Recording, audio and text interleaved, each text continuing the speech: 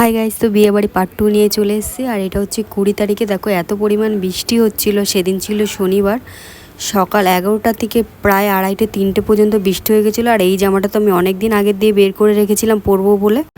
জামাটা গাউন ছিল, তাই জন্য আর পরতে পারলাম, যেহেতু এত বৃষ্টি হয়েছে। কথাই আছে না যে বেশি আশা করতে নেই, ওই জন্যই এটা হলো। তারপরে এই যে বোনরা ওই দিক দিয়ে চলে এসেছিল আর আমরাও চলে এসেছিলাম। লাস্টে একটা অটো রিজার্ভ করে নিয়েছিলাম, সরি টোটোটা।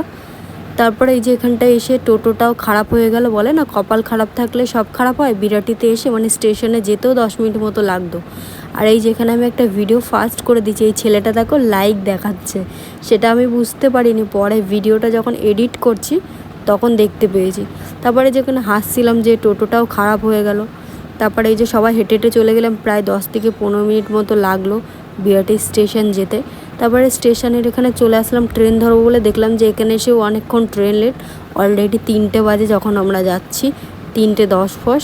তারপরে এই যে আবার 2টো রিক্সা ভাড়া করলো। তারপরে ফাইনালি পৌঁছে গেলাম। আর সেখানে দেখছি মামিরা এখানে ওয়েট করছে। প্রায় 4টে বাজে, 4টের কাছাকাছি খেতে বসে পড়েছি। তারপরে যেখানে খাওয়া দাওয়া করতে বসে পড়েছি, মামিরা ওইদিকে, আমরা এদিকে, আর ভাইরা ওই টেবিলে বসেছিল। তো হাসাহাসি করতে গল্পগুজব করতে করতে খেয়ে নিলাম।